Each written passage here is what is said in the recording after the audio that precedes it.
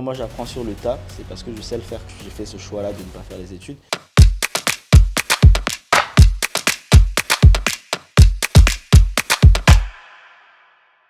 Réussir dans le domaine de l'audiovisuel en étant jeune et en ayant une passion pour la vidéo. C'est ce que Brice Nguesson va nous montrer durant cette interview que j'ai eu un malin plaisir à faire. Il nous a parlé de ses stratégies pour réussir, il nous a parlé de ses challenges, il nous a parlé de son support system, il nous a également parlé de cette gestion financière et de comment on peut réussir à négocier des contrats juteux pour avancer. Énormément de belles choses qu'on va découvrir dans cet épisode du Golden Talks. Bienvenue, c'est Imran Diarasuba. Bon visionnage. Donc Brice, bienvenue dans ce Golden Talks.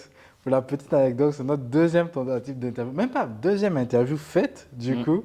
Donc on a voulu t'approcher sur une vision plus business et tout. Donc on est très content de t'avoir. Donc pour ceux qui ne te connaissent pas, si tu veux te présenter un peu, qui est Brice Nguesson? Merci beaucoup, Brice Nguesson, réalisateur basé en Côte d'Ivoire. Et je suis là aujourd'hui, on va bien faire les choses. Super, c'est top.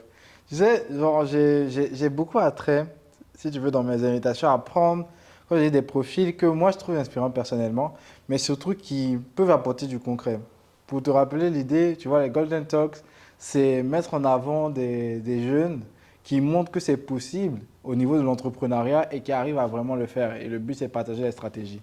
Toi, aujourd'hui, dis-moi, qu'est-ce qui t'a donné envie d'accepter cette interview-là ou encore ce concept-là, de te sentir capable de pouvoir répondre à ça, selon toi? Ok, ce qui m'a donné envie tout simplement, c'est le fait que vous mettiez en avant les personnes qui travaillent énormément, qui ne soient pas forcément au devant de la scène.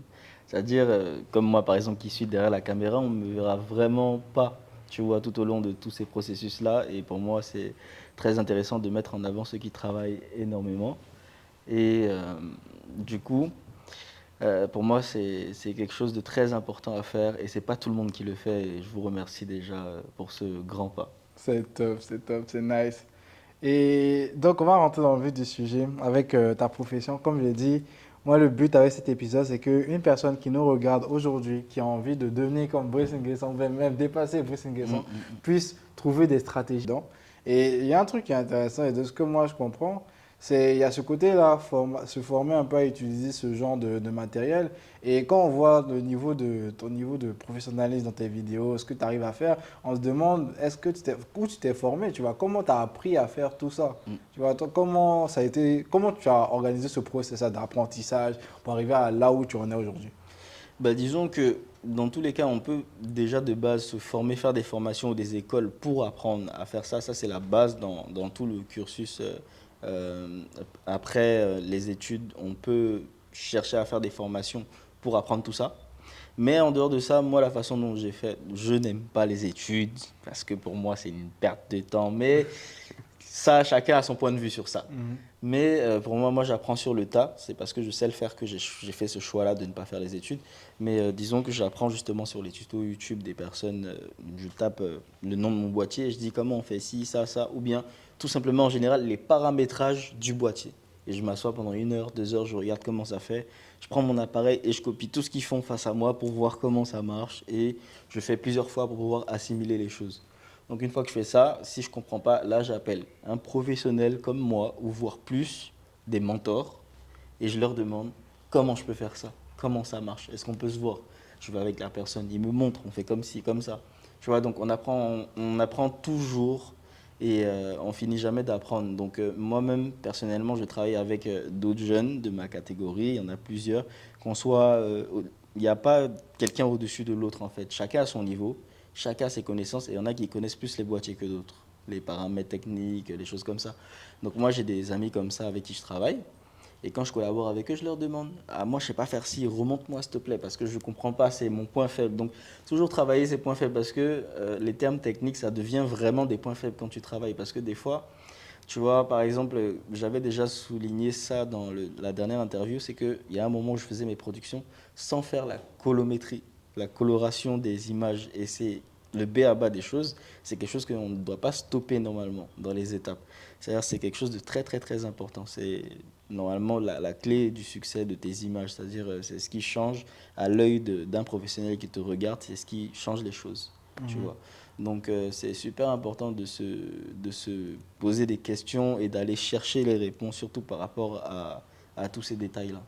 Ok, donc toi, ça a été vraiment, on va dire, l'expérience, le terrain, le tâtonnement, apprendre des gens autour de toi. Et parce que ça, pourquoi je pose cette question? Parce que moi, j'entends beaucoup de jeunes. J'ai un ami, par exemple, qui, lui, il est très bon aussi, donc dans tout ce qui est vidéo et tout. Et il avait tellement la conviction que il lui fallait nécessairement aller dans une grande école de réalisation et tout pour commencer à faire des vidéos, pour commencer à présenter ce qu'il a, ou bien encore même à le monétiser. Mhm. Toi, genre, je sais que sûrement tu dois rencontrer des jeunes comme ça et tout. C'est quoi ton approche? Qu'est-ce que tu dis à ces jeunes-là généralement quand ils te confrontent avec ça, tu vois, cette croyance limitante là de j'ai besoin, tu vois, d'avoir des diplômes et tout. Bon, disons que c'est pas mauvais, c'est quand même Mhm. un avantage de le faire et tous ceux qui ont la chance de pouvoir le faire, je les incite à le faire, tu vois. Il vaut mieux aller aussi se former directement auprès de certains professionnels qui peuvent t'apprendre le b à bas des choses. Mais cette croyance limitante-là, le problème c'est que tu t'arrêtes à ce que tu as appris. Tu te dis que quand tu as une caméra, on t'a dit tu allumes comme ça, tu fais comme ci, tu fais comme ça. Mais quelqu'un qui est sur le terrain depuis des années te dira, ah, les gens ils font comme ça, mais en fait c'est plus simple d'appuyer ce bouton-là. Parce Mhm. que lui il le fait depuis des années, il a compris qu'en tournant, c'est plus rapide de faire de cette façon-là. Tu vois, il y a toujours des façons de faire qui sont plus rapides et plus efficaces, mais que tu n'apprendras pas à l'école parce que l'école t'apprendra quelque chose d'académique, quelque chose d'automatique et qui existe déjà en général. Mhm. Donc en fait, moi pour moi, c'est quand je me confronte à ces personnes-là, à ces jeunes-là, moi, je leur explique pas forcément qu'il faut changer les choses, mais c'est juste, je leur dis que sur le terrain, on apprend comme ça, c'est Mhm. mieux. Tu vois, je leur dis qu'il y a des choses qu'on pourrait vous apprendre, ce serait plus simple. Ou je rigole avec eux, je me moque d'eux en leur disant, ton truc là, tu vas passer 2 heures, alors que nous là, en chap-chap, en 5 minutes, on a fini, tu vois. Et quand ils regardent le truc, ils disent, ah ouais, ça se passe comme ça et tout, je dis, ouais, mais viens, on te montre. Tu vois, et en lui disant que c'est pas forcément les études qui font les choses, c'est la façon de faire. Si avec le temps tu as réussi à gérer tes choses et que tu sais comment ça marche, tu finis toujours par t'en sortir aussi bien qu'une personne qui a appris pendant des années, tu vois. Alright. Non, c'est top, c'est top. Non, on a les mots du mentor. C'est ça. Non, c'est nice. Et aujourd'hui, donc, ça a été une progression, tu as appris plein de choses et tout. Et je vais un peu comprendre un peu aujourd'hui le business de la création donc, de produits visuels comme des vidéos et tout. Comment est-ce que ça fonctionne? Comment toi, tu t'organises comme ça pour pouvoir avoir des contrats pour travailler? Comment ton entreprise fonctionne en fait actuellement? Bon, disons que ça dépend de ton statut, si tu es débutant, si tu viens de commencer ou si tu es aguerri et que tu as déjà la clientèle. Donc il y a tout un processus derrière. Yeah. Donc, quand tu commences au départ, tu ne peux pas forcément te prononcer sur des prix élevés, tu vois, il y a beaucoup de choses en place, normalement, qui sont face à toi quand tu regardes quelqu'un dans le milieu, tu te dis, ah, lui, ça marche pour lui. Lui, tu regardes son prix, ah, lui, il coûte 500 000, il coûte, moi aussi, je veux faire de l'argent, je veux faire pareil. C'est impossible au départ. Quand on ne te connaît pas, le but, c'est de te faire un nom et de travailler au maximum de tes capacités, mais tu ne pourras pas forcément gagner de l'argent au départ, surtout dans ce domaine-là. Dans ce domaine-là, c'est très connu pour qu'on entende le terme collaboration. C'est-à-dire que tout le monde veut collaborer avec toi et te donnera ta chance, mais tu ne gagneras pas forcément d'argent. Donc au départ, c'est important de se donner à fond et de faire une multitude de projets pour qu'on puisse entendre ton nom, te connaître et savoir comment tu travailles et voir ton résultat. Une fois que toute cette base-là est faite, là, tu peux essayer de te lancer vers quelque chose, une petite base de prix, trouver des premiers clients. Donc, aller les chercher surtout parce que ça ne vient pas tout seul si tu restes chez toi, si tu attends en balançant sur les réseaux. C'est vrai que tu peux avoir de la chance, on peut te contacter 2, 3 fois, mais si tu veux vraiment réussir, il faut aller chercher les clients. Donc, moi, au départ, par exemple, j'allais un peu partout dans Abidjan dès qu'il y avait des cérémonies, des events ou des magasins que je voyais tout neuf et tout. J'allais en leur disant, je peux prendre des photos pour vous, je peux vous faire des vidéos, voilà ce que je sais faire. Je montrais déjà ce que j'avais fait en collaboration avec d'autres personnes en leur disant, je peux faire ça. Et ils me demandent, ah c'est quoi ton prix? Je leur dis non, donnez-moi ce que vous pouvez, etc. On commence comme ça en première approche.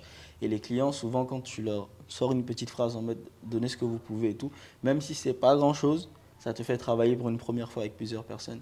Et quand tu démarres comme ça, que tu fais plusieurs boulots, après ça parle de bouche à oreille. S'il a balancé que ça a marché, c'est, ah moi j'ai travaillé avec ce petit-là, il est très bien, on y va. Et ça marche après par justement appellent de l'un à l'autre, les clients s'appellent entre eux et ça parle beaucoup. C'est le réseautage, c'est un réseau. Se créer un réseau, comment on fait? Donc c'est comme ça qu'on démarre, on commence avec plusieurs clients qui devraient être vraiment satisfaits de votre boulot, parce que s'ils ne sont pas satisfaits, on ne peut pas aller bien loin. Mais une fois que cette base-là est travaillée, que tous les clients sont bien satisfaits, ça tournera normalement tout seul. Tout le monde s'appelle et tu recevras forcément des messages. Ah, ce que tu as fait dans tel établissement, moi j'aimerais la même chose pour un projet futur. Donc à partir de là, une fois que le réseautage est fait, normalement c'est à toi de travailler non-stop et au fur et à mesure, élever ton prix petit à petit en fonction des projets. Et c'est quelque chose qu'on apprend après à la longue avec des personnes autour de soi. Il faut demander conseil aussi à des personnes qui sont dans le business, comment élever son prix au fur et à mesure. Parce que c'est vrai que si on a un prix, par exemple, basique de 100 000 francs et puis que tu viens, tu dis tu veux 600 000, la personne va te dire mais tu es fou. Tu vois, donc c'est une question que pas mal de jeunes aussi se posent. Et Bah, c'est... parlons de ça, tu vois. Genre, Ouais. aujourd'hui, une personne va se dire, elle a commencé avec 100 000 francs, tu vois. Donc, Mhm. 100 000 francs donc, de prestations. Elle veut pouvoir gravir les échelons et puis augmenter ses prix. Est-ce que c'est en achetant plus de matériel, par exemple, qu'elle va valoriser son travail? Qu'est-ce qui fait qu'on a la confiance et la légitimité pour augmenter ses prix? Et puis, quelle est la stratégie derrière, tu vois? Comment je fais ça, tu vois? Je monte en grade progressivement, selon toi. Ouais. Donc du coup, Imran, oui, dans ta question, tu as soulevé un point très important, c'est est-ce qu'en changeant de matériel, on doit augmenter ses prix? Mhm. Ça veut dire que le jeune qui a l'argent et le jeune qui n'a pas d'argent, celui qui a l'argent devrait réussir avant celui qui n'a pas d'argent. Ça n'a aucun sens. Mhm. Attention, point important, Mhm. le matériel ne fait pas ton prix ni même ta notoriété. C'est le travail que tu produis, la qualité et la relation client que tu as aussi. Ça, c'est le point le plus important et c'est la clé du succès, la relation client. La relation. Comment tu gères ton client, comment tu arrives à t'entendre avec. C'est la façon de faire qui marche. Dans le business, si tu ne t'entends pas avec les clients et que tu ne sais pas faire ta manière de vivre et de réagir, c'est la chose, en fait, c'est la clé du, comment dire, je sais pas comment bien expliquer la chose. Mais en fait, quand tu rencontres des personnes aisées qui devraient te rapporter beaucoup, s'ils ne comprennent pas comment tu fonctionnes et s'ils n'arrivent pas à bien s'entendre avec toi, ils couperont vite les choses et ils essaieront de terminer rapidement avec toi en fait. Mhm. Et pour pouvoir en fait gagner énormément avec des clients ou augmenter justement tes prix, il faudrait que les personnes se sentent entendues et comprises et Mhm. même qu'ils sentent que tu es comme eux. Mhm. Mais si tu es dans l'attente de quelque chose, ils ne te la donneront jamais. Ça, Ok. c'est sûr et certain. C'est-à-dire que si tu es dans le besoin, qu'il sent que tu es dans le besoin, il ne va pas forcément collaborer avec toi ou même avoir envie d'aller plus loin avec toi. Mais si tu es naturel dans ta propre personne et que tu sais écouter et puis bien gérer la chose qu'on te demande, ça ira loin.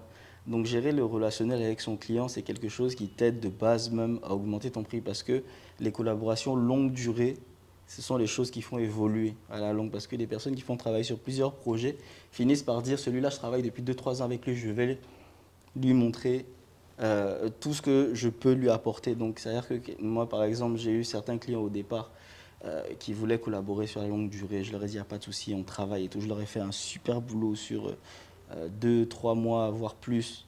C'est arrivé à 1 an et quelques. À partir de là, ils te disent, ah, moi, j'ai quelqu'un qui vient des États-Unis. Lui, il a un projet plus énorme. Je pense que tu peux le faire. Et je lui ai déjà dit, t'es mon petit, c'est bon, tu vas y aller. Franchement, tu me fais plaisir depuis. Et j'ai besoin de te voir évoluer. La personne veut te voir évoluer parce qu'elle te regarde depuis, elle sent que tu as quelque chose. Ouais. Tu vois, et c'est le côté relationnel là, c'est celui-là, là où quand il y a une accroche et quand ils comprennent que tu en veux, que tu veux vraiment réussir, ils t'aident aussi à avancer. Et c'est des liens comme ça qui t'aident à vraiment aller beaucoup plus loin. Tu vois, ça sert à rien d'essayer de faire de l'argent, de bosser non-stop et puis de se dire, ah lui, genre je lui dis, oui, voilà mon prix, on bosse, je prends l'argent puis je continue. Tu n'avanceras pas.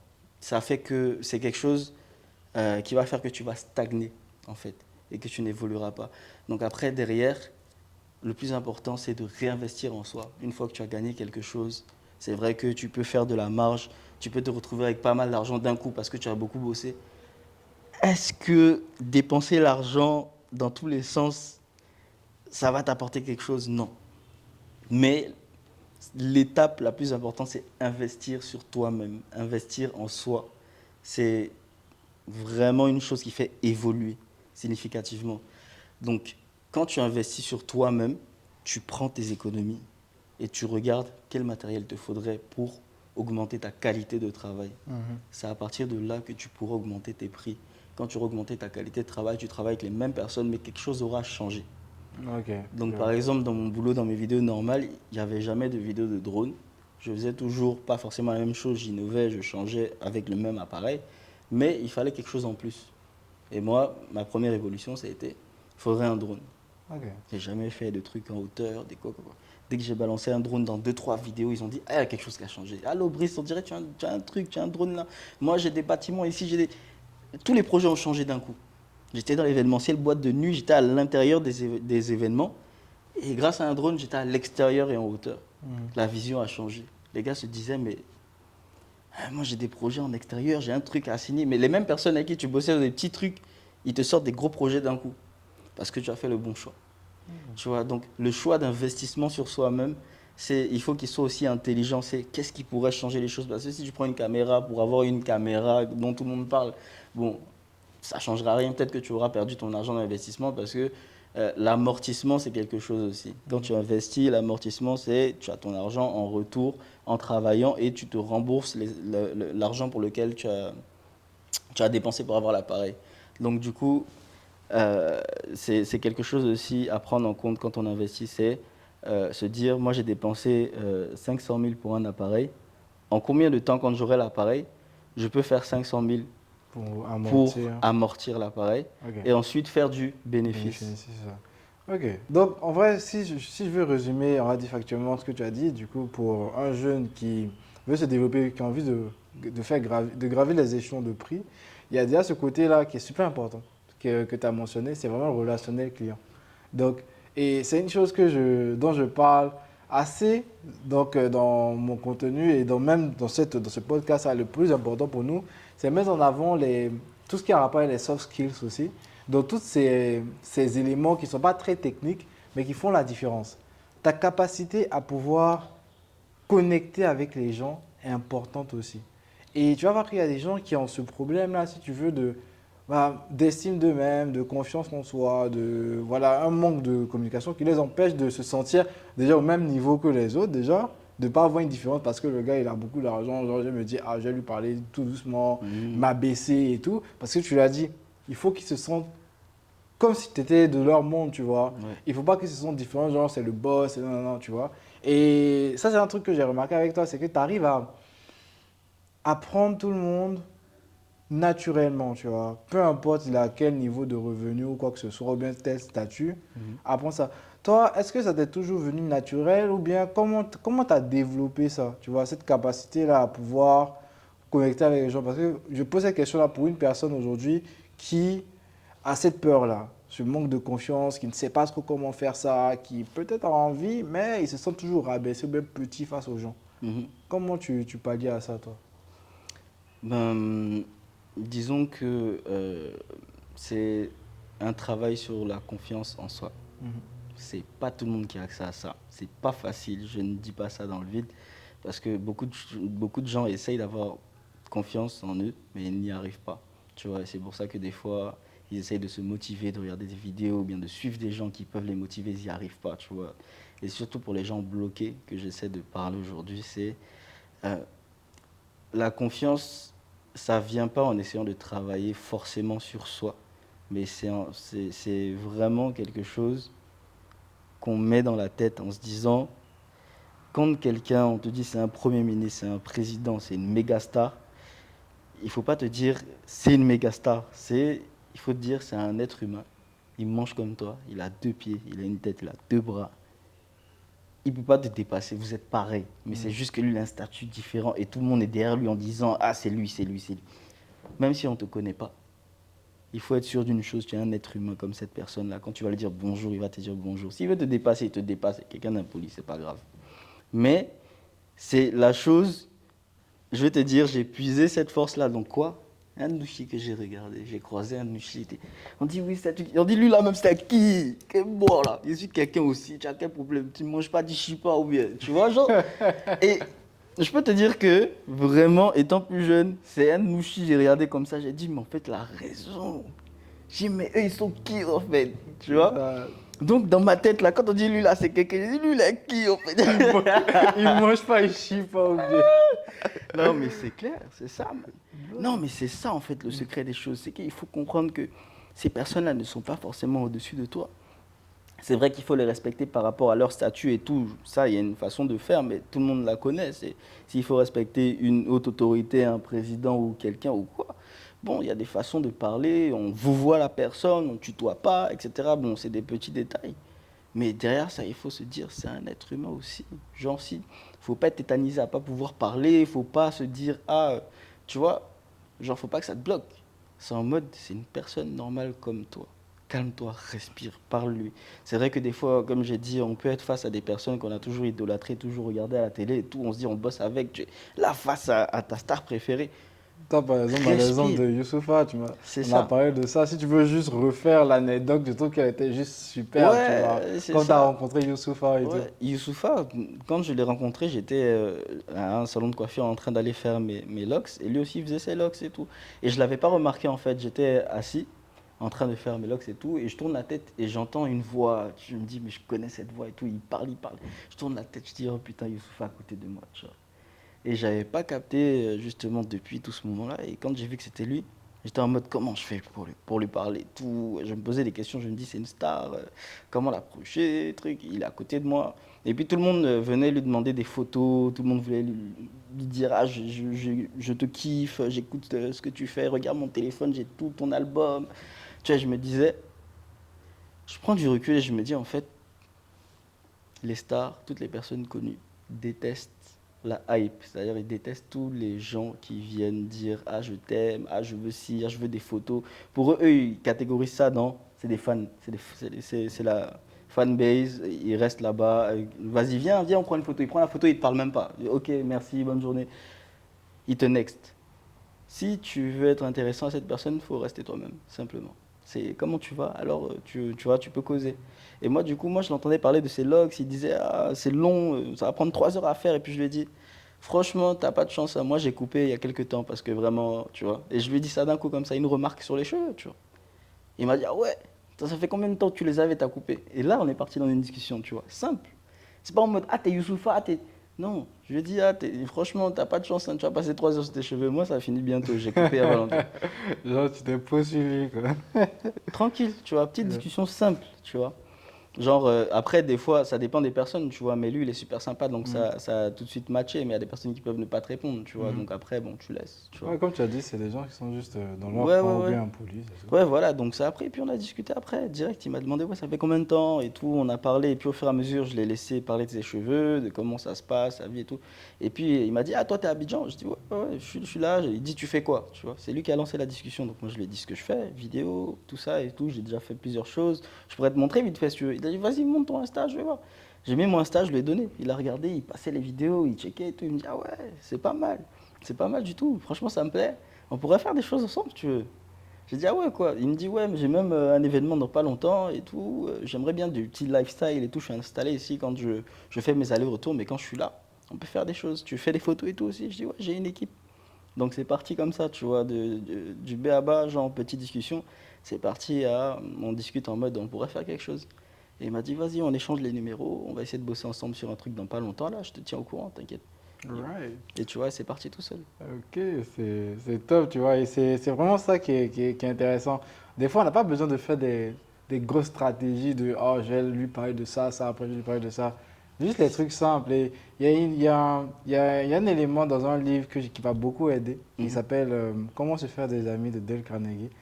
Le nom fait bader, mais ce livre-là, je dis souvent, ça a changé ma vie, ça a changé ma façon voilà, d'interagir avec les gens. Et tu disais un des principes qui est noté dans ce livre-là, c'est s'intéresser sincèrement aux gens. Mhm. C'est vraiment être dans une approche de ah, cette personne-là, qu'est-ce qui te plaît sincèrement chez elle, et puis relever cela pour créer du lien en fait. Et tu vas voir, l'erreur que la plupart des gens font, c'est faire de la flatterie.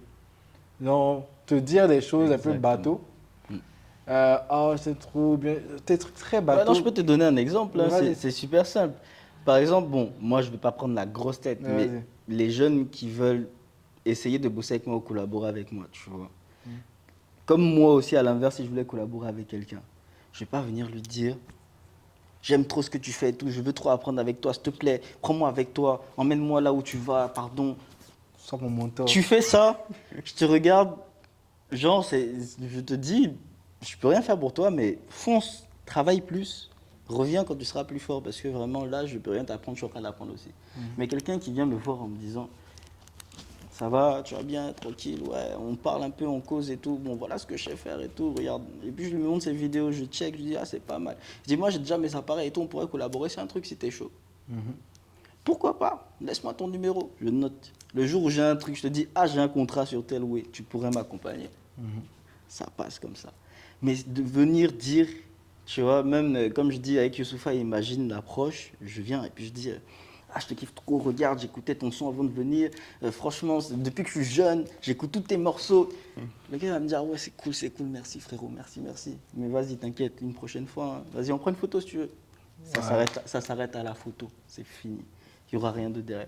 Et tu auras beau revenir 100 fois, il va dire, ah, c'est toi le fan de... Ouais, je me rappelle, tu veux une photo, une dédicace, tu veux... Tu vois, il va juste t'allier à quelque chose de généralisé, tu vois, genre la fanbase, une fois que tu es rentré dedans, tu ne sors plus de ça, tu vois, il va se dire, il est fan, c'est tout ce qu'il veut, il veut juste des photos, et puis s'il peut se faire suivre par Youssoupha, il va essayer de me dire, ouais, follow, on va essayer de faire un truc, tu vois, et ça ira pas quelque part, quoi, tu vois. Ouais. Non, non, c'est tout ça. Non, c'est réel, c'est réel. Et ça, c'est quelque chose, je pense qu'il faut beaucoup répéter. Parce que des fois, on ne sait pas comment assurer. Des fois, quand je vais dans les conférences et que je vois, par exemple, on me demande ouais, comment tu as fait pour avoir un stand dédié à ta conférence, comment tu as fait pour avoir un tel, un tel, un tel, un tel. Et c'est toujours le même principe, tu vois. Qu'est-ce que tu as apporté à la personne et juste laisser les choses se faire, tu vois. Des fois, les personnes ont besoin de ce que tu as apporté. Il faut valoriser aussi ta personne. Tu n'es pas petit par rapport à quelqu'un, tu vois. Je suis curieux de savoir ta façon de faire. Moi, ma façon, Oui. moi, si tu Comment veux, tu... Je t'ai donné un exemple, par exemple, par rapport à Youssoupha, et comment je pensais la chose, tu vois, et comment toi, tu approches moi, si tu la veux, chose. mon approche, c'est vraiment. Déjà, je vais avec des personnes qui m'intéressent sincèrement, tu vois. Genre, ils m'intéressent pour une chose, mais je suis. J'ai de l'admiration sincère pour la personne, tu vois. Donc, c'est sincère déjà, tu vois. Je vais pas pour. Je sais pas, utiliser les gens. Je vais pour avoir une admiration sincère et je me demande. Je demande quel est le point commun qu'on a ensemble. En quoi on se ressemble, tu vois. Par rapport à la demande que je vais faire, en quoi on se ressemble, tu vois. Il va y avoir des personnes sur lesquelles on a la même mission. Par exemple, impacter la jeunesse, partager des valeurs positives, ce genre de choses. Et donc, des personnes qui ont la même mission, qui prônent même la même mission que la mienne, c'est des personnes avec qui je sais que je peux discuter. Je sais que si je leur parle de notre mission, ils vont connecter. Donc déjà, il y a ce premier point, tu vois, la compatibilité.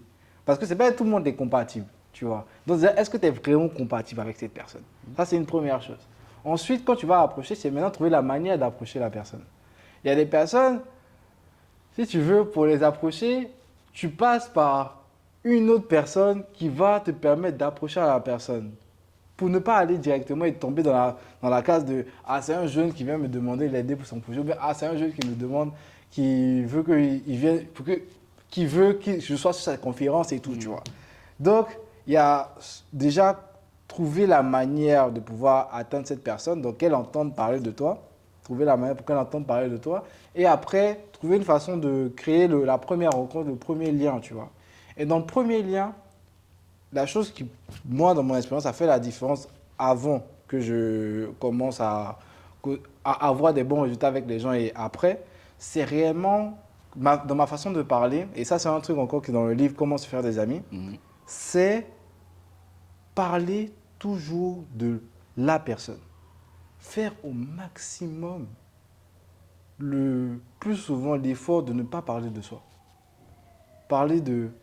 Quand tu parles même le jeu, tu essaies de l'oblitérer. Mhm.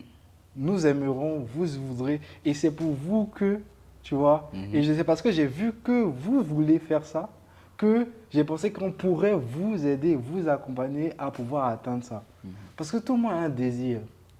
soit le désir d'être reconnu, soit le désir de partager, soit le désir de progresser. Et il faut être assez à l'écoute pour comprendre les désirs des autres. Et les désirs, des fois, l'argent ne t'apporte même pas ce désir. Tu n'apporte même pas la satisfaction de ce désir. Pourquoi les gens super riches aujourd'hui veulent devenir conférenciers ou bien se mettre dans des photos, font des livres et tout? C'est le désir de reconnaissance. Le désir de montrer que j'ai réussi. Je veux partager, le désir de vouloir partager, le désir de contribution. Je veux sentir que ma vie a un sens. Tu vois? Et par exemple, les personnes qui sont beaucoup plus avancées, qui sont super successful, ils ont généralement ce désir. Désir de contribution et puis de reconnaissance. Tu vois? Et quand tu leur donnes une solution où ils sentent qu'ils contribuent, qu'ils ont la reconnaissance, il y a d'autres, c'est le désir de connexion. J'ai besoin de me sentir proche de la jeunesse et tout et tout. Ouais. Donc, écoutez vraiment et répondre à lui ses besoins. Oubliez, parce qu'il y a une chose aussi, si je ne peux pas t'apporter quelque chose, je ne peux pas te demander quelque chose. Ça, c'est une de mes règles. C'est clair.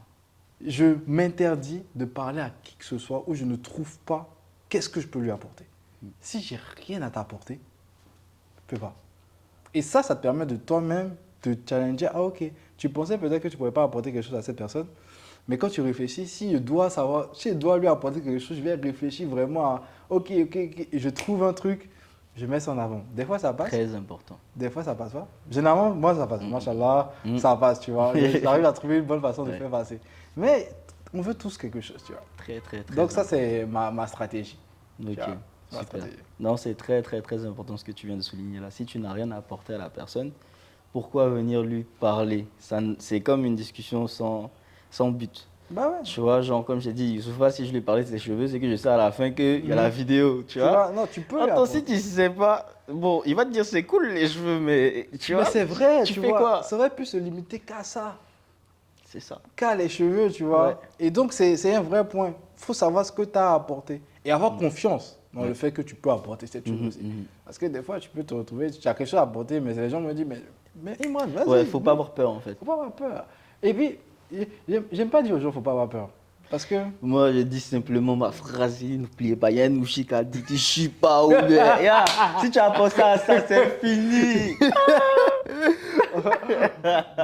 faut qu'on prenne un ouchi. Je suis désolé pour ça, je sais pas si vous allez couper le Non, truc, mais non, faut dire.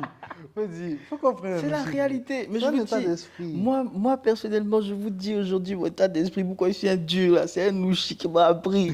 Je vous jure, les gars, Non, c'est hard. il n'y a pas plus dur qu'un ouchi. Il n'y a pas plus du Ganouchi, voilà. Donc, non, c'est top. Et tu vois, je trouve que c'est super intéressant qu'on mette en avant ce genre d'aspects-là qui font vraiment la différence. Et si on revient sur, on va dire, la construction de ton parcours, c'est la construction de ta carrière qui est encore en évolution, bien entendu. Euh, Il y a un point, quand on te suit sur les réseaux, tu vois, parce que je parle beaucoup des fois de support system, de personnes qui t'aident à te relever, qui t'aident à être qui tu es, puis à soutenir vraiment dans ta progression.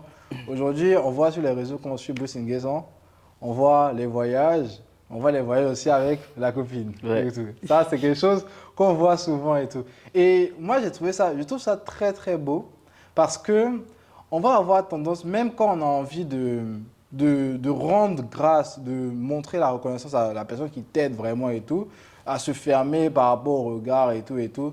Toi, aujourd'hui, Jean, qu'est-ce qui t'a donné cette ouverture-là, si tu veux, de pouvoir, on va dire, documenter, créer du contenu autour de ça et tout.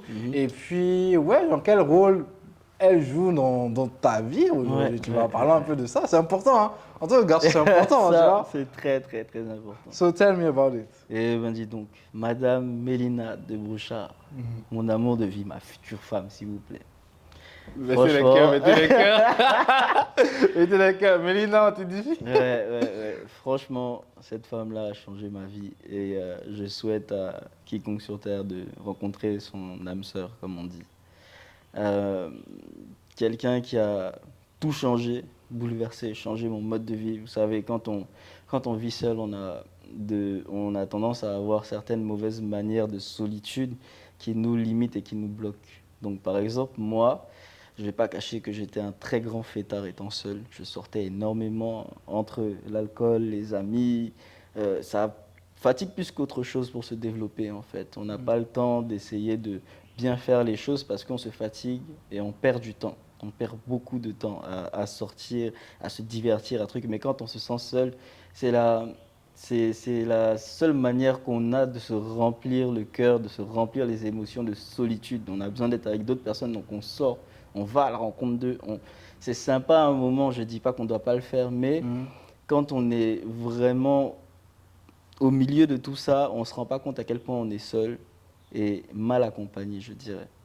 Quand tu reçois quelqu'un dans ta vie comme une âme sœur, ça devient autre chose, ça devient un développement euh, euh, spirituel et mental, ça devient autre chose, on t'apprend à changer les choses, ça dépend aussi, il faut que la personne soit vraiment aussi à fond avec toi et veuille ta réussite.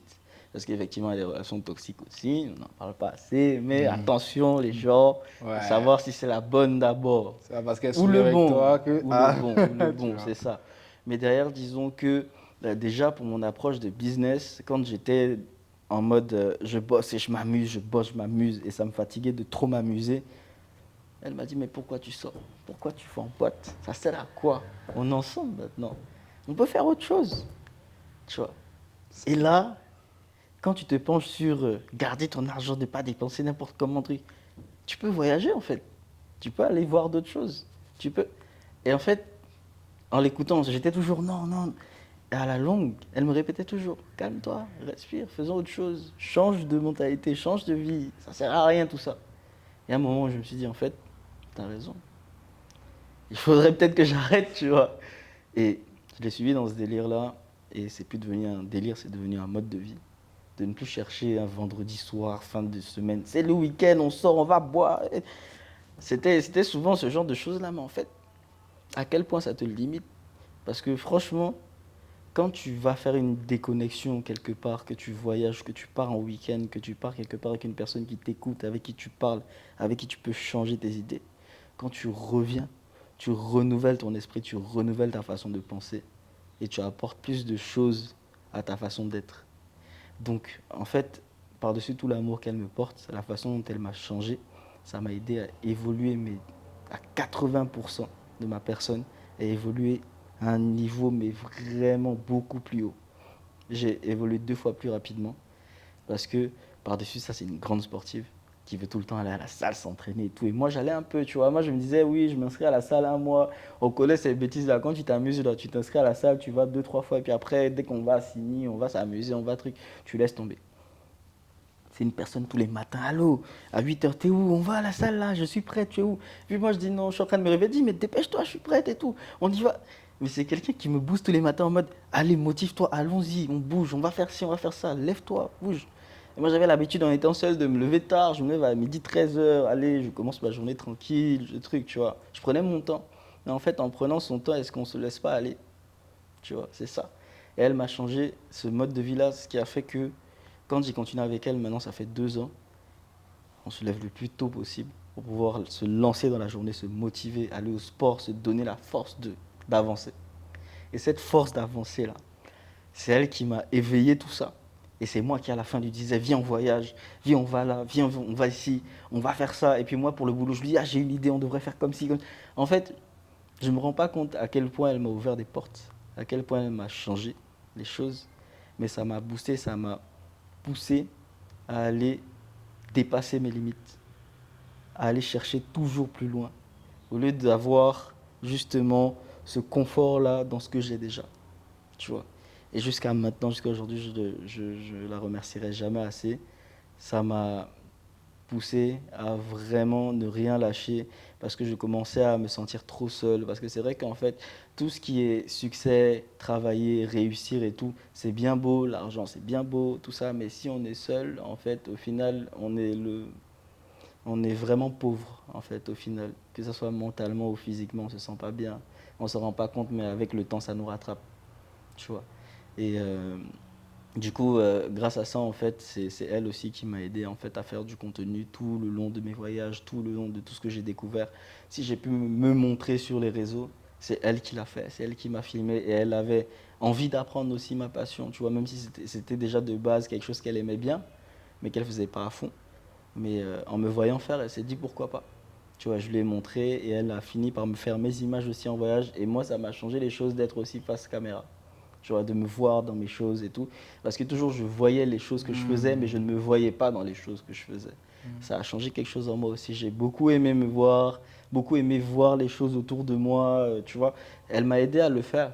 Tu vois, sinon personne d'autre m'aurait dit, ah, je te filme, truc, tu vois. Tout le monde me dit toujours, Brice, prends-moi une photo, prends-moi une vidéo, mais et moi, tu vois?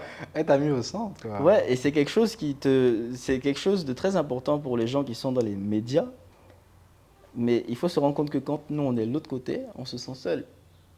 Parce que c'est bien beau de travailler, c'est bien beau de trucs, mais à la longue, là, quand tu fais un projet de vie, quand tu restes 2, 3 ans à avoir filmé des gens, à avoir bossé, et que tu n'as aucune reconnaissance derrière, c'est vrai que tu as créé une multitude de contenus, mais où tu es dans tout ça?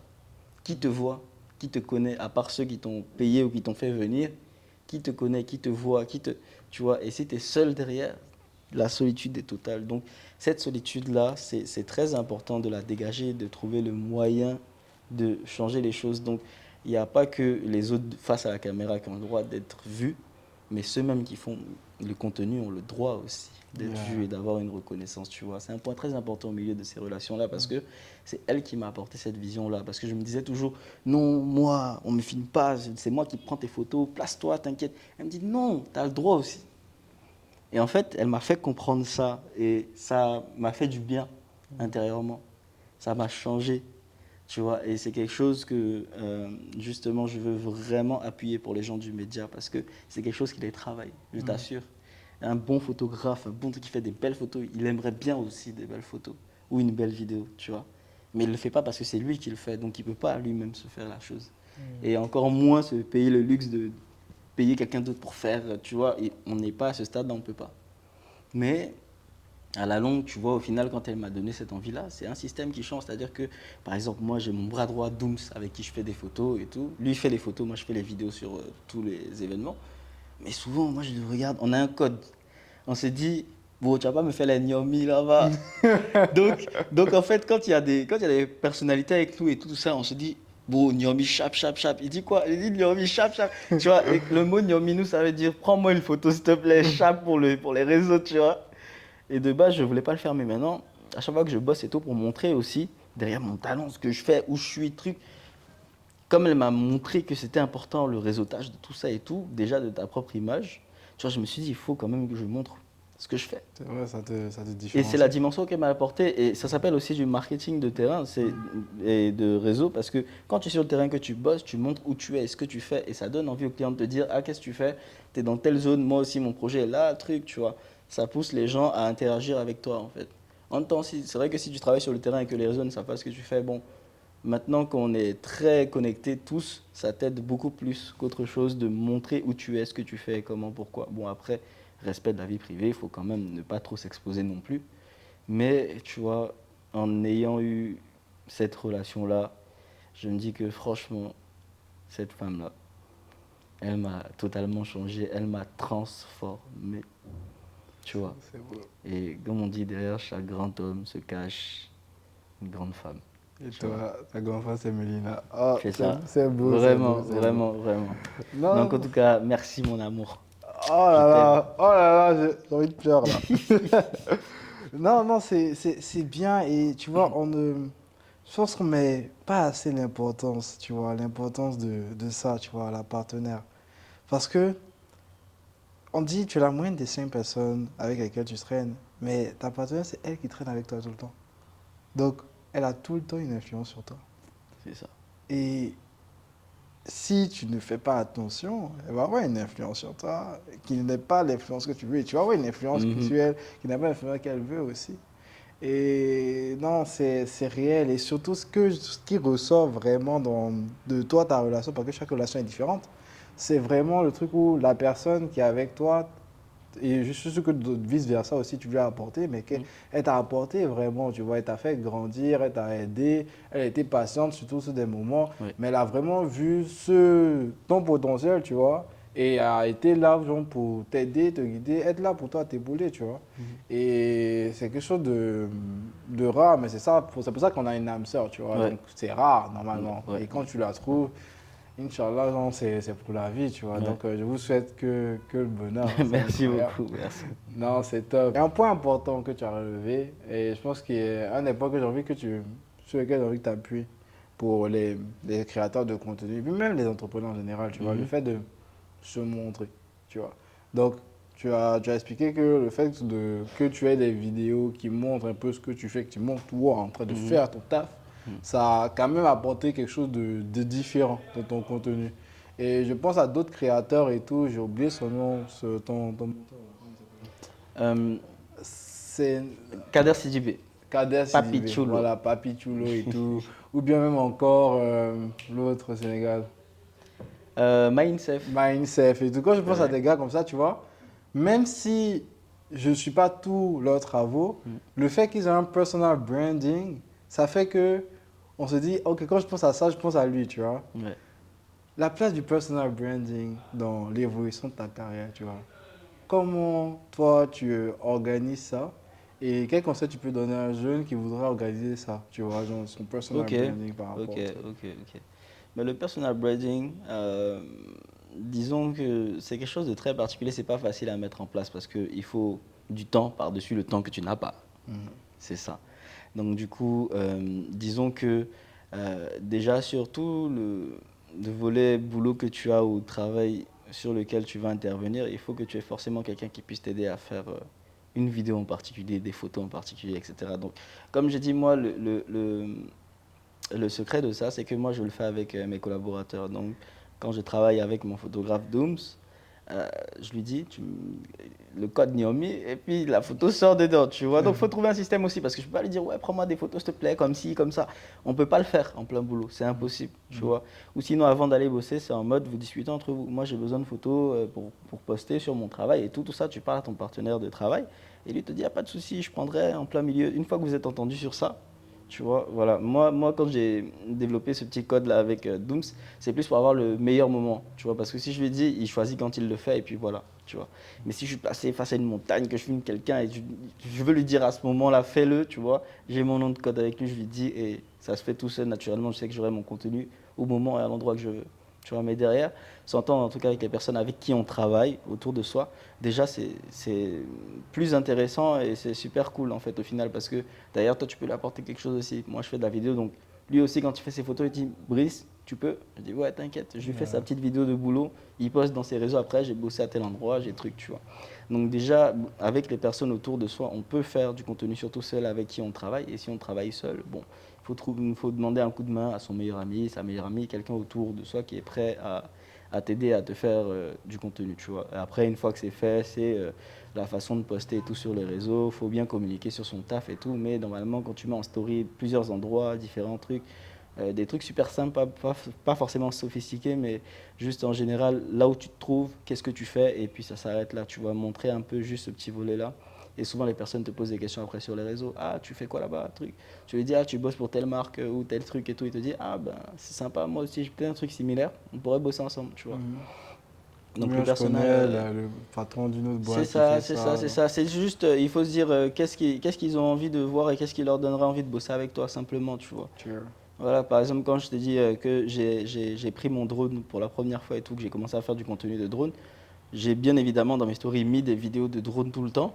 Et avant ces vidéos de drone, je me filmais en train de décoller le drone et moi j'ai une particularité, je le décolle avec la main. Ah ouais, c'est vrai. Donc moi je faisais en mode, je le balance Bah, comme ça et tout le monde disait, waouh, c'est ouf et tout, tu fais quoi avec? Et juste après, quand tu switches à la story suivante, il y a la vidéo de drone en hauteur et tout, tu vois la ville et tu dis waouh, c'est incroyable ça.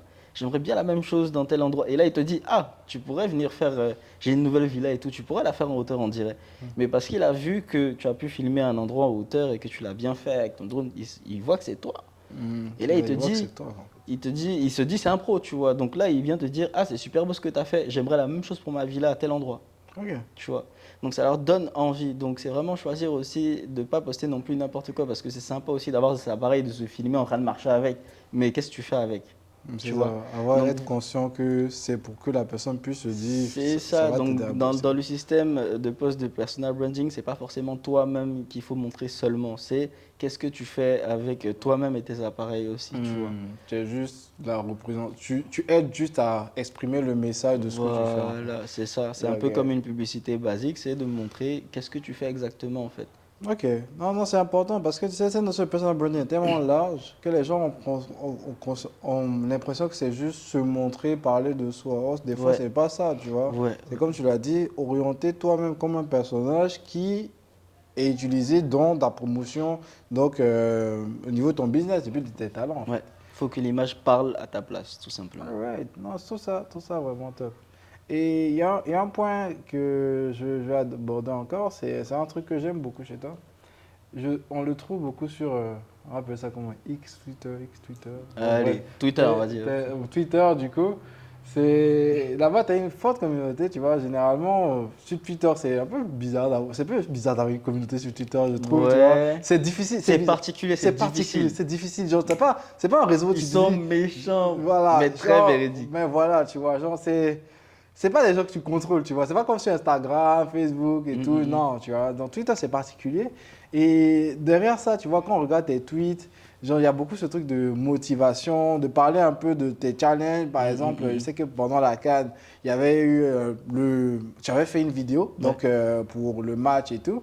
Et donc, tu as balancé ça sur Twitter et tu as demandé le soutien des gens, tu vois. Et c'est ouais. quelque chose qui est vraiment bien. Mm. Et il y a même d'autres posts où tu mets, par exemple, ça c'est le 3 novembre 2023, si tu as confiance en toi et en ce que tu sais faire, rien ne pourra t'arrêter. Donne tout sans relâcher la pression, ça finira par marcher. Et on a l'impression qu'il y a vraiment cette envie-là pour toi de motiver, de donner aussi la haine aussi. Genre, d'où ça vient ça? Parce qu'il y a des gens qui vivent leur challenge, ils gardent ça en leur famille, comme on Ouais, dit. ouais. Toi, pourquoi tu veux retransmettre autant, tu vois? Pourquoi? Parce que j'essaie de donner la force qu'on me demande, Mhm. tu vois. Depuis que j'ai commencé, forcément, il y a certains jeunes à chaque fois qui m'ont vu, qui m'ont dit, je veux faire comme toi, je veux ça, je veux ci, je veux faire comme ça. Je veux... Toujours, ils veulent copier la chose. Et moi, en fait, je ne suis pas là pour leur dire comment copier, mais pour leur dire comment faire pour Mhm. avoir ce que tu recherches là. Parce que je sais ce que tu as envie de faire, mais tu ne peux pas faire comme moi. On n'est pas là pour copier les autres, mais pour réaliser ses propres projets et sa propre idée en soi. Donc du coup, tu vois, en ayant reçu énormément de messages de plein de jeunes en mode grand, je veux bosser avec toi, tu m'inspires beaucoup, je te suis depuis, je fais tel truc en vidéo, en photo, emmène-moi avec toi, truc. Certes, je ne peux pas prendre tout le monde. Je ne peux pas dire oui à tout le monde, venez, venez, venez, venez. Donc moi, pour moi, c'est ma façon de leur apporter des choses en plus. Souvent, je reçois beaucoup de longs messages qui changent en fonction de ce que j'écris. Donc là, maintenant, quand j'écris des choses pour motiver, t'inquiète, tu vas y arriver, du truc. En fait, les gars, maintenant, tu vois, en message que je reçois, c'est merci pour tous tes messages que tu postes. J'ai vu ce que tu as écrit. Maintenant, là, j'avais un téléphone, maintenant j'ai une caméra, j'ai un drone, j'ai ça. Et là, à ce moment-là, je lui réponds personnellement parce que je ne répondais pas au message d'avant, là où ça disait emmène-moi avec toi, je veux faire comme toi. Mais le message que je reçois maintenant, c'est j'ai pu évoluer. D'après ce que j'avais dit quand j'ai commencé, j'avais un téléphone, maintenant j'ai une caméra, j'ai ça, j'ai ci. Après avoir vu tes posts, j'ai suivi ce que tu avais écrit et tout. Voilà où j'en suis maintenant. Et là, à ce moment-là, je ne vais pas beaucoup discuter avec la personne, j'écris, c'est incroyable ce que tu as réalisé. Tu peux faire encore plus. Continue comme ça. Je suis fier de toi. Je te regarde de loin. J'envoie juste un message comme ça. Le gars s'envoie encore. Dieu seul sait ce qu'il va faire de plus. Yeah. Tu vois, donc moi, pour moi, impacter, c'est pas forcément expliquer ce qu'on a fait et comment tu dois faire exactement le truc. Mais c'est de te guider, de te montrer la voie et par où tu devrais commencer ou comment tu devrais faire à peu près. Et après, c'est à toi de te battre pour t'apporter ce que tu veux vraiment.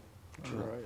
Non, je trouve ça smart, je trouve ça smart. Et donc, pour toutes les personnes qui sont inspirées par Brice, qui suivent, qui like et tout, mettez ça en commentaire. Inspiré par Imran aussi, s'il vous plaît. Oh, c'est toi le focus là. Donc, mettez ça en commentaire, la fanbase, la fanbase. Non, c'est important.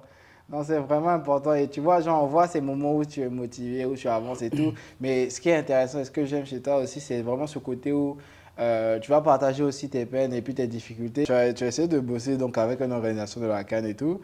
Et derrière ça, il y a une vidéo que tu as postée, et où tu demandais beaucoup de force pour avoir des accès. Ouais. Et tu postes Je me donne corps et âme et pourtant je n'ai aucun accès ni contrat pour la Future CAN. Peut-être que je ne vaux rien, je ne sais pas.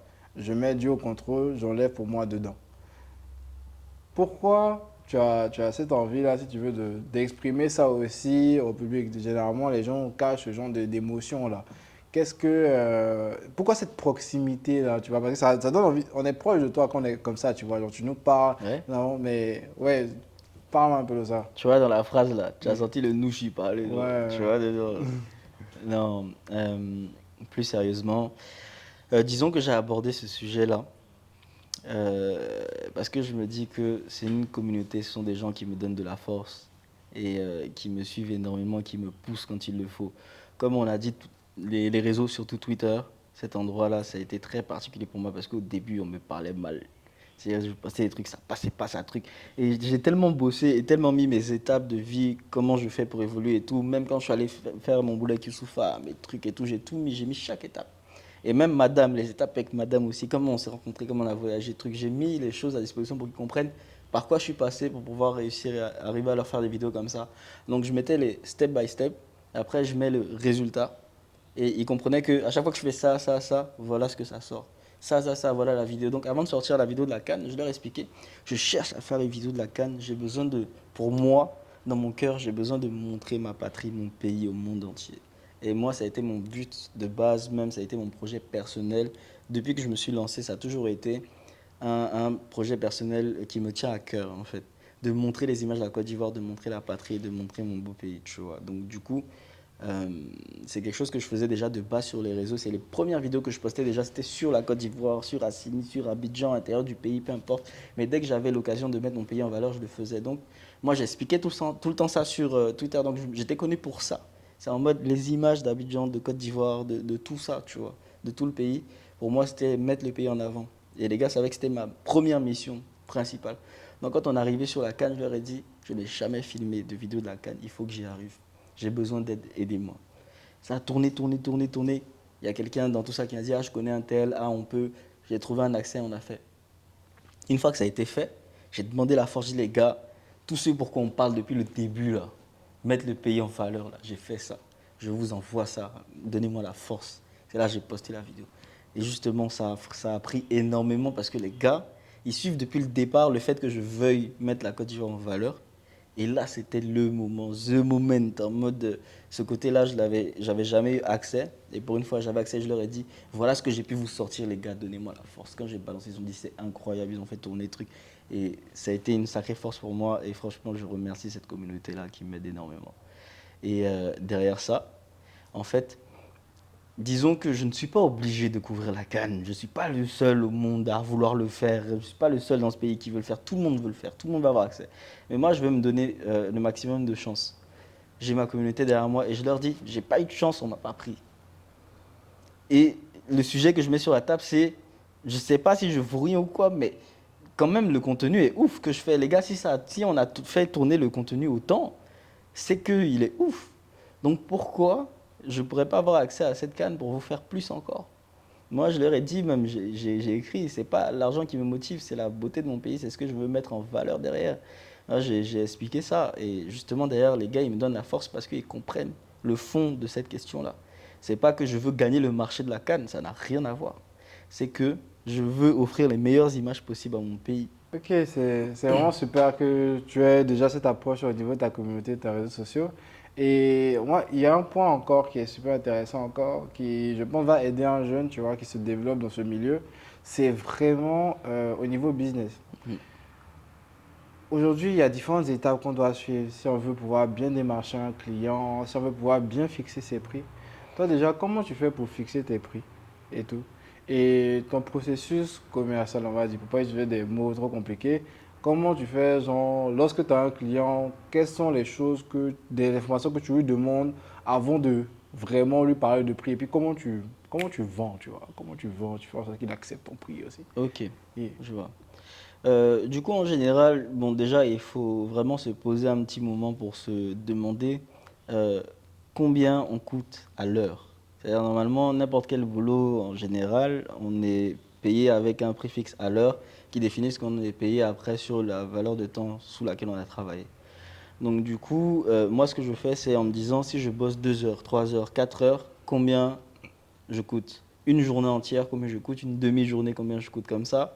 Une fois que j'ai mis tous mes barèmes en fonction de ce que je pense valoir, en fonction du temps demandé, ben là après quand on me demande un projet, je leur demande combien de temps ça dure. Tu vas pas me dire de 16 heures à temps, de temps à temps. Donc moi, en fonction des heures qu'on me donne, justement, je ne vais pas choisir le prix au hasard. Je vais me dire, ça fait 6 heures, ça fait 10 heures, ça fait demi-journée, ça fait un jour. Et en fonction du temps imparti, je sais combien je coûte en fonction du temps. Tu vois. Donc déjà, pour bien se fixer, c'est important de faire ça. Donc tu te donnes tes valeurs. Donc, tu as ton barème de temps et Voilà, ensuite tes différentes temporalités. Après, par rapport à ce temps, tu voilà. Ton évalues prix ça. en fonction de ton temps demandé. Et le barème de temps, tu le donnes, donc ton barème, ta valeur sur le temps, c'est une assumption que tu fais ou bien toi, tu te cales un peu sur le marché, tu te dis, ah, les autres, c'est comme si, toi, comment tu sais ça? Normalement, en général, des personnes se calent sur le marché en cherchant à savoir combien ils gagnent, combien de trucs. Moi, je me cale sur ma propre valeur. Personnellement, je n'ai pas forcément regardé le marché pour donner mes propositions, mais plus ce que je vaux pour donner ma proposition en fonction de ce que je Ouais, vaux. le prix avec lequel tu es à l'aise aussi, tu vois. Voilà, exactement, c'est ça. Le prix qui rentre justement dans la démarche à suivre pour pouvoir gagner un petit peu, mais aussi rester dans le budget du client.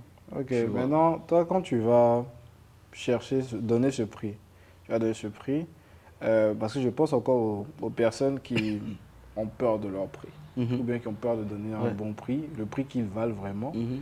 parce qu'ils entendent beaucoup, c'est cher, c'est trop Oui, cher, c'est trop oui, cher. oui. Toi, c'est pour faire une petite vidéo, ah, j'avais chargé ça, Voilà, ouais, ouais, ce genre ouais. de choses. Déjà, ces objections, comment tu les comptes? Genre de c'est trop cher. Comment toi, tu contres ça? Alors, moi, pour moi, c'est très important, comme on dit, c'est pas méchant, mais d'éduquer sa clientèle. Éduquer sa clientèle, c'est quoi? C'est que ça marche comme partout dans le monde.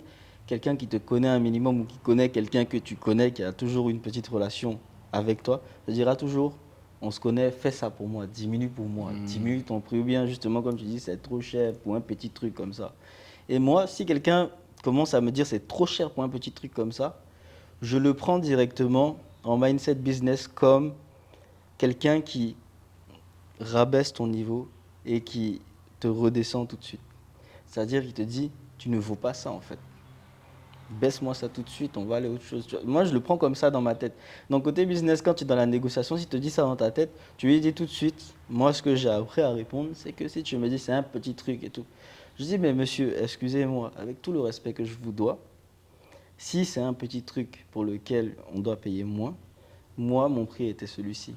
Il ne vous convient pas. Vous voulez travailler avec quelqu'un de plus bas qui sera dans vos tarifs. Merci de votre compréhension et à plus tard.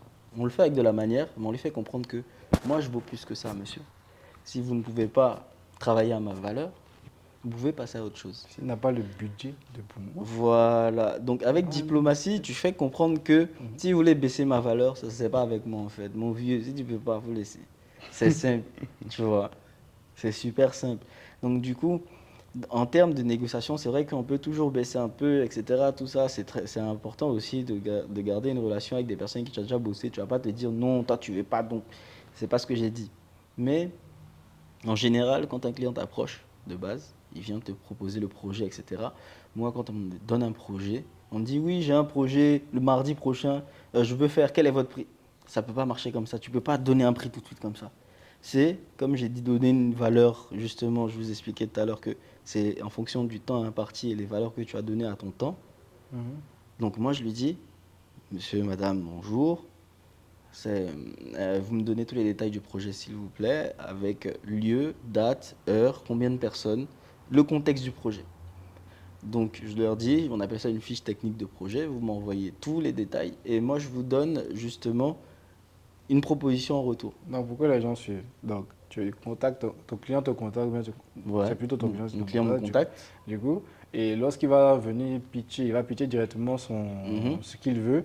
Tu vas le stopper ou bien Réorganiser la chose tout de réorganiser suite. les choses tout de suite et vraiment lui demander, donc lui poser des questions et tout, donc lui donner des informations précises. C'est ça. Donc, lieu, nombre de personnes, durée, ce genre de choses. Pour que Voilà. toi, tu aies des informations, pour que tu puisses évaluer maintenant qu'est-ce que ça peut te coûter de Voilà, pouvoir faire ça. exactement. Et donc, quand il t'a donné la fiche technique, est-ce qu'il y a une autre étape? Donc, quelle est la prochaine étape? Il t'a C'est donné la ça. fiche technique? Donc une fois que tu as le lieu, les horaires et tout, c'est important d'avoir ça parce qu'une personne peut te faire travailler à Signy, à temps, et trucs, il y a du déplacement derrière. Donc dans le prix que tu donnes, il faut aussi se dire qu'il faut mettre le prix du déplacement. Parce que si toi-même tu payes de ta poche le taxi et tout, tu ne seras jamais payé à la valeur que tu as donnée, mais tu perdras de l'argent dans ton déplacement.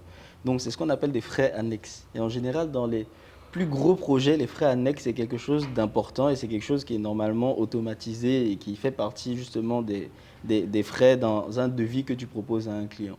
Donc en quelque sorte, si tu as un gros projet, les déplacements, la nourriture, etc., tout ça, normalement, sont censés être pris en charge. On appelle ça des frais annexes. Donc, frais en dehors du prix que tu proposes. Donc, quand tu proposes un prix, si tu coûtais, par exemple, 200 000 francs sur un projet, si le fait de manger, ça te coûte 10 000, le déplacement te coûte aller-retour 15 000, par exemple, tu vois, si tu as toutes ces dépenses-là, tu les mets en frais annexes dedans et le prix ne sera plus 200 000, mais 200 000 plus les 10 000 déplacements, plus 15 000 francs de nourriture, plus 225. parce que si tu travailles avec une équipe, peut-être qu'il y a tout ça fois 3, fois 4, tu vois. Ça dépend du nombre de personnes avec qui tu vas travailler. Donc, dans tout ça, normalement, quand tu proposes un prix, il y a des frais annexes aussi à prendre en compte, tu vois.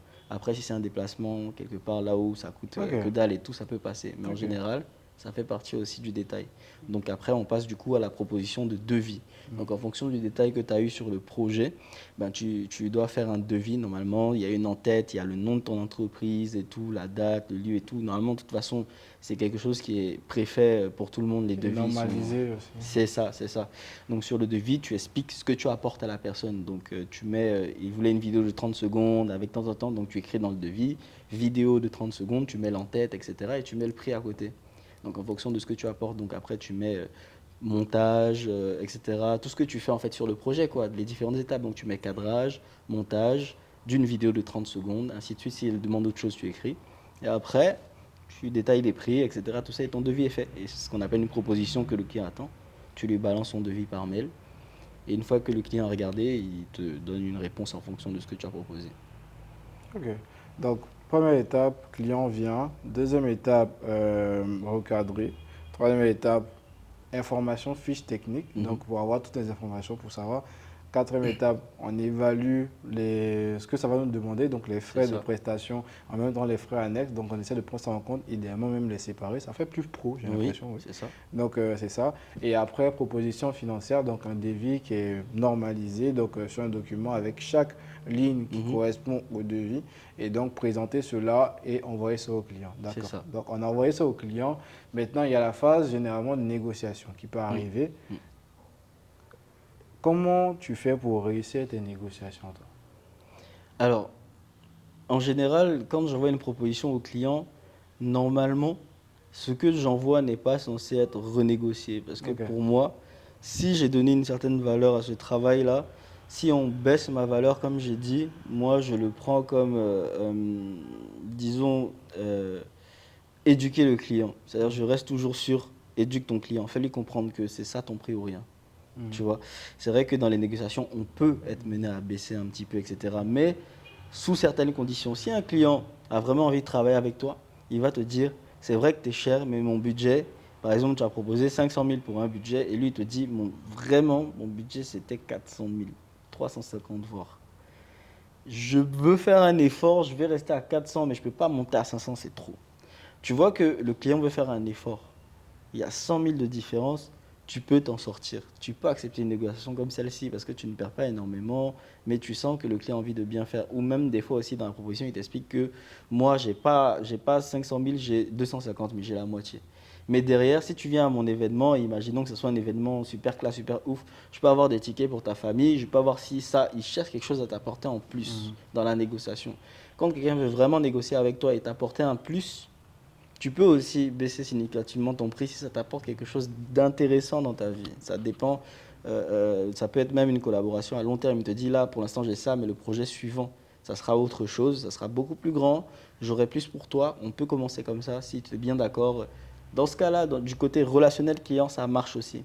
Tu peux prendre sur toi, bosser à ce prix-là et avoir un retour de confiance, justement, d'avoir accepté à ce prix-là et de te dire que peut-être que derrière, en fait, la personne est sincère et que tu vas gagner gros. Et effectivement, ça a beaucoup marché aussi dans ma carrière de faire ce genre de choses-là et de collaborer avec des personnes. Mais il faut bien choisir aussi ces Il faut bien personnes. choisir Ce les sont personnes. des jeunes sérieux qui se lancent ou des personnes aguerries qui sont vraiment très sérieuses. Je sais que ça peut toujours bien se passer et que ça va dans un bon sens. Là, tu peux te lancer. Tu vois, mais attention à ne pas se faire avoir non plus avec ceux qui le disent juste dans le vent. Tu vois. Ouais. Donc derrière, dans la négociation, c'est comme ça que ça se passe. Moi, pour moi, si ils ont quelque chose à apporter en plus ou s'ils te considèrent énormément, moi, pour moi, grâce à ça, ça peut changer les choses et je peux même baisser significativement pour que ça marche. Ok, Tu vois. super. Et il y a une question aussi qui m'est venue tout à l'heure, du coup. C'est au niveau de ton matériel et même au niveau de la gestion même des finances lorsque tu reçois de l'argent. Mhm. Parce que tu as beaucoup parlé de réinvestir en soi. Toi, lorsque tu reçois des contrats, comment tu sépares, tu vois, l'argent? Et surtout, donc, cette partie-là pour réinvestir dans ton matériel, quel pourcentage tu prends pour réinvestir? Quel pourcentage tu prends pour toi-même? Quel pourcentage tu laisses dans la trésorerie? Genre, comment tu gères l'argent, tu Mhm. vois, avec les contrats? Ok. Donc, en général, euh, quand j'amasse de l'argent et que je reçois une certaine somme, dès que je reçois, la première question, c'est les besoins. Les besoins de vie, donc tout ce qui est loyer, location, ou peu importe ce que tu as en charge en fait pour ta vie. Déjà, ça, tu le déduis de la somme que tu as. C'est sûr et certain que c'est toujours la priorité. Et moi, pour moi-même, j'ai même du mal à passer à travers ça. C'est-à-dire que moi, pour moi, si je n'ai pas une certaine avance sur ces charges-là, je ne me lance pas dans une certaine économie pour des appareils ou autre. Mhm. Il faut que je sois bien dans ma vie et très stable avant d'essayer d'investir autre part. Parce que si tu investis qu'en même temps ça ne va pas dans ta vie, tu ne vas pas t'en sortir du tout. Ok. Du tout. Donc moi, pour moi, même que ce soit des loyers, des factures d'électricité, courant, etc., tout ça, c'est quand je me mets sur une certaine somme, une certaine base là où j'ai de l'avance sur 2 3 mois de loyer, que là, je me dis je vais investir. Parce que je suis tranquille au moment où j'ai investi, que j'ai plus forcément d'argent. Là, j'ai déjà géré mes loyers, de là où j'habite, de connexion, d'internet, de quoi, et même pour la nourriture, etc. Une fois que tout ça c'est géré, moi pour moi après j'investis sur les appareils. Tu vois, en dehors des loisirs, etc. Il faut choisir ses temps.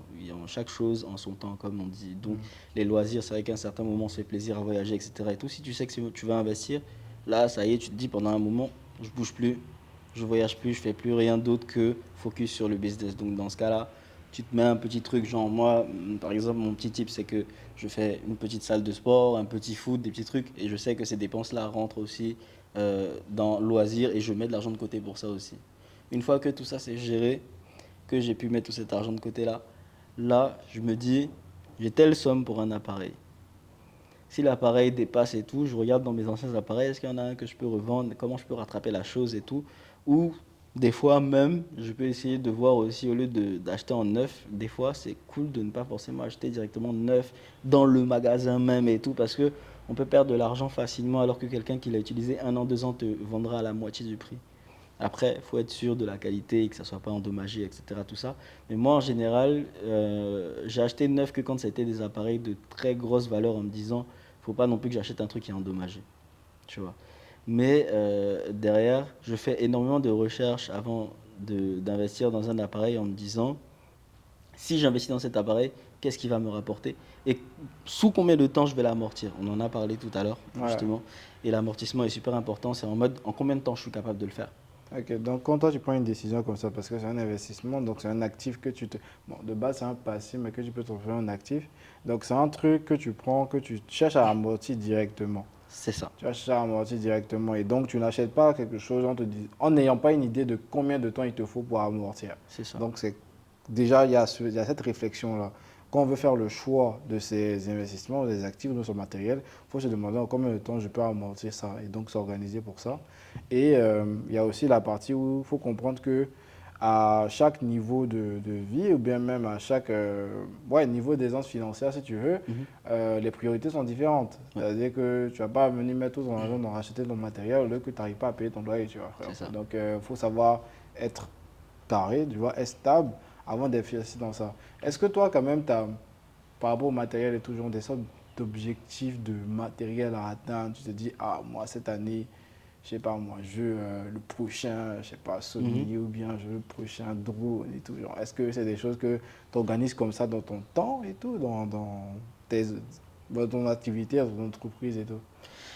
Oui, c'est quelque chose de très important. De toute façon, après l'évolution des appareils, ça t'aide à avoir une meilleure qualité, mais en contrepartie, il faut aussi se dire que euh, c'est pour toi que tu le fais et pas pour quelqu'un d'autre. Donc du coup, si tu veux évoluer, il faut que ça évolue quelque part aussi, étape par étape. Donc du coup, les appareils, forcément, il y a un moment où il faut que ça change. Ou pas forcément que ça change, mais que tu aies quelque chose de supplémentaire qui t'aide à faire quelque chose de différent. Ok, Si tu fais faut que toujours la même chose, ça sert à rien. Ok, il faut vraiment que l'appareil apporte quelque chose qui de montre qu'il y différent. a quelque chose de différent. Voilà, Ok. voilà, exactement. Parce que si tu as déjà, par exemple, un appareil, comme j'ai dit là, j'ai une Sony et tout, si tu achètes une autre Sony juste parce que c'est la nouvelle génération et que ça fait la même chose, bon, ça n'a pas trop de sens de changer, tu vois. Je Genre, comprends. tu le changes, mais tu perds de l'argent au final parce que tu perds du temps à amortir ce truc-là alors que ça n'a rien changé. C'est toujours la même vidéo qui Ouais, sort. c'est comme le nouvel iPhone. Si tu sais pas ce que le nouvel iPhone va t'apporter, Ça ne sert à rien ça du sert tout. strictement à rien. Pour d'autres Rien personnes, le du nouvel tout. iPhone, ça apporte quelque chose, tu vois. Ouais, Mais c'est ça. si toi, tu sais pas ce que ça va vraiment C'est t'apporter, ça. Là, par exemple, mon prochain investissement auquel j'ai pensé, c'est le prochain iPhone. Mais depuis, là, j'ai le 13 Pro, il y a le 14 qui est sorti, etc. Moi, pour moi, le 14 et le 13 Pro n'avaient pas de différence. Je ne change pas, c'est la même vidéo qui sort, c'est le même truc. Mais là, le dernier qui est sorti, il y a des gros changements. Ils ont mis les ports, les mêmes, justement, comment ça s'appelle, on va dire, les mêmes, il y avait les ports Lightning et tout, ils ont enlevé, ils ont mis des USB-C. Il y a tout qui se connecte, tu peux mettre un disque dur connecté au téléphone. Donc là, côté storage et filmer, etc., tout ça, ça change tout. hmm, Et même la qualité est devenue supérieure, etc. Tout a vraiment changé. Et moi, j'avais un problème, c'était le storage sur le téléphone. C'est-à-dire pour le nombre de choses que je veux filmer avec mon iPhone, ça ne pouvait pas supporter. Donc j'ai laissé tomber, j'ai pris une grosse caméra pour pouvoir tout supporter en même temps. Mais là, avec ce truc-là, tu peux normalement utiliser un iPhone, brancher un disque dur dessus et pouvoir justement tout décharger dessus en même temps et tout. C'est super lourd, tu vois. Donc là, c'est un changement significatif. Ça donne plus de durée dans le boulot. Et là, je peux changer, tu vois. Donc des investissements qui changent comme ça, là, tu peux te lancer dessus. Mais si ça ne t'apporte rien de plus que ce que tu as déjà, ça ne sert à rien. on a vraiment fait en sorte que ce genre d'épisode soit assez pratique, soit assez technique.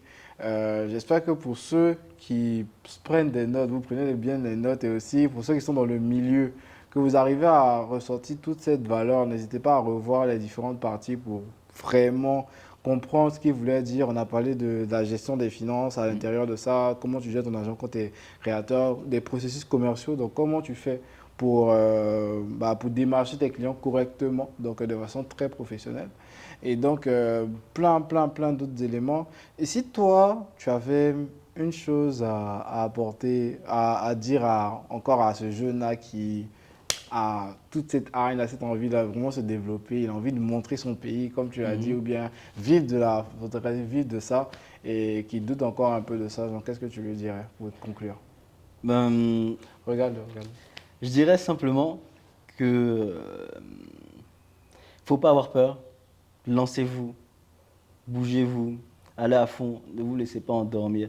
Et comme j'ai dit, même moi, ma relation avec madame, c'est madame qui m'a ouvert les yeux, mais même vous-même, vous pouvez le faire. Il faut rester éveillé, il faut se donner à fond, il faut tout faire pour réussir et il faut avoir peur de personne. Tu regardes la personne en face, tu lui dis, je suis pas ou bien. C'est regardé. Merci beaucoup, mon gars. Non, c'était vraiment un plaisir de t'avoir. Et comme je l'ai dit, les gars, n'hésitez pas à envoyer beaucoup de force, beaucoup d'amour à Brice dans les commentaires. Dites-nous qui est-ce que vous voulez pour le prochain Golden Talks. Et n'hésitez pas à vous abonner parce que c'est ça, le Golden Talks, c'est mettre en avant ce que j'appelle la génération du changement qui partage leur stratégie pour vous permettre de réussir. Donc, on se dit à la prochaine. C'était Imran Jarasuba. Ciao.